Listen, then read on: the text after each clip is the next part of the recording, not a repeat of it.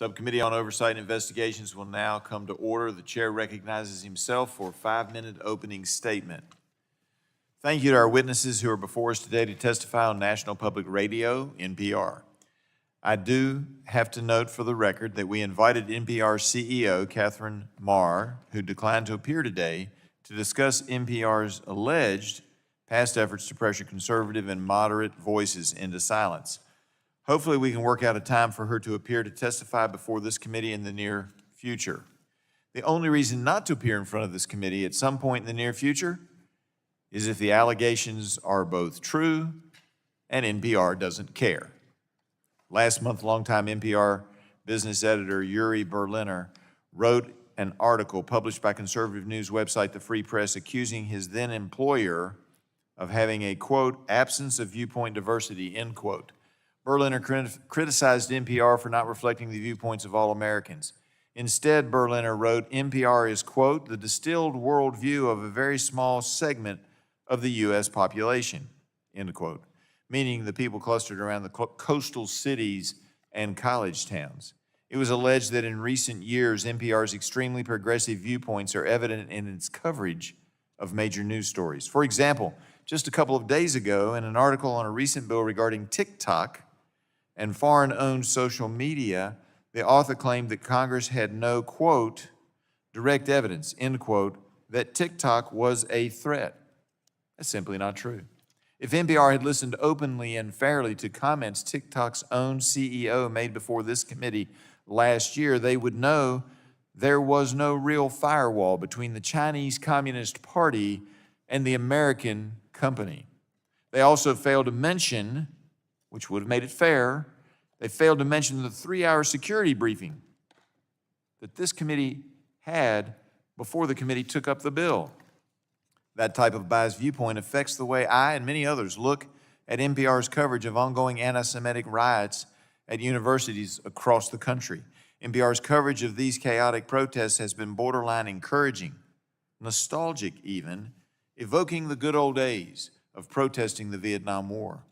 NPR reporters have dismissed evidence suggesting external groups may have had a role in coordinating these protests, despite contrary reporting by outlets like the Wall Street Journal. As far back as 2005, NPR editors were aware of and trying to address a question that was bothering listeners. How truly national is NPR? For those in rural communities and in smaller towns like the folks I represent, nationally produced NPR news programs are not relevant and not of interest.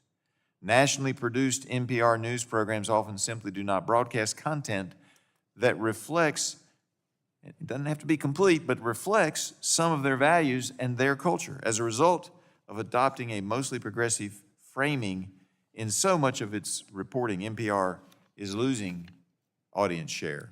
At its peak in 2017, NPR had over 30 million weekly listeners. By 2022, NPR had lost 6.6 million weekly listeners. As a result, NPR has had substantial budget deficits and had to lay off up to 10% of its staff.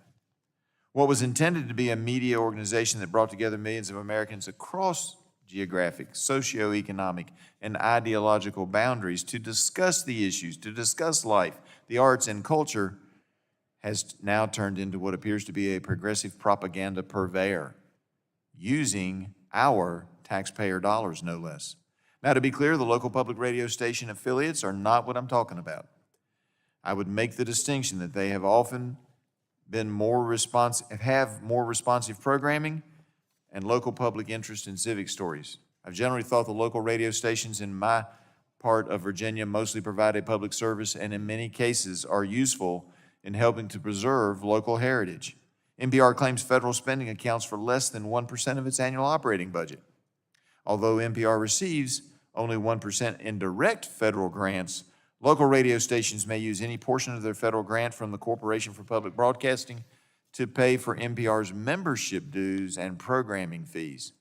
And that figure is roughly 30% of NPR's revenue. This hearing is a chance for us to take stock of whether we should be using federal taxpayer dollars to promote one ideology to the exclusion of others. If NPR wants to create a one-sided ideological content that marginalizes a substantial proportion of Americans, they can fight it out with other media companies for market share and pay for it on their own dime, not the taxpayers. I would prefer NPR to return to its original mission under the Public Broadcasting Act of 1967 to provide objectivity and balance in coverage of controversial subjects. To me, that means representing many different opinions in its news gathering. I want to thank our witnesses again and look forward to hearing your testimony, and I yield back. Thank you so much. Appreciate your testimony, and we'll now move into questions and a question and answer portion of the hearing. I will begin the questioning and recognize myself for 5 minutes. Mr. Aaron, I just want to clarify one point, and you didn't say anything wrong, but I want to make sure people back home know. When we asked for the political affiliation, it was based on the person's public registration by party, and not by for NPR to calculate that. So we're not interested in if reporter John Doe is a Democrat, Republican, or an independent. Sometimes that's difficult because in many states, like my home state of Virginia, there is no party registration. And I'm not asking, and when we sent that letter, we weren't asking them to go around and do some kind of litmus test on whether they were a Republican, a Democrat, or an independent, but just tell us what the registered numbers are based on, and I know you've have disagreements with it, but based on Berliner's statements that it's heavily skewed towards one party. And while the population of D.C. might be disproportionately Democrat, clearly the surrounding areas, while more Democrat than my home area,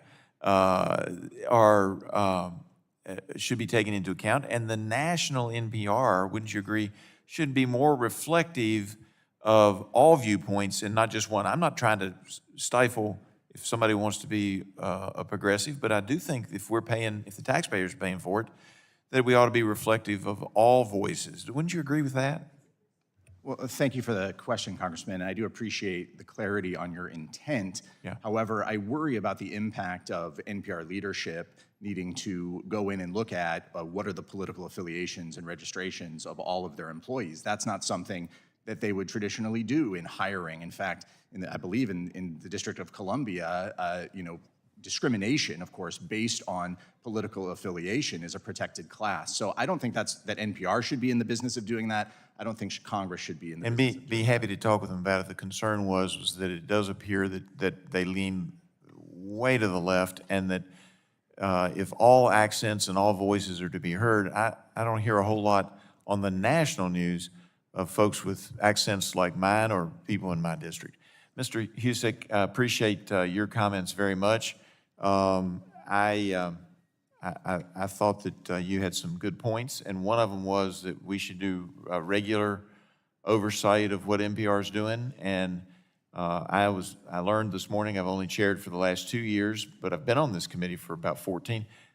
We have not held a hearing to discuss NPR on any subject since 1999.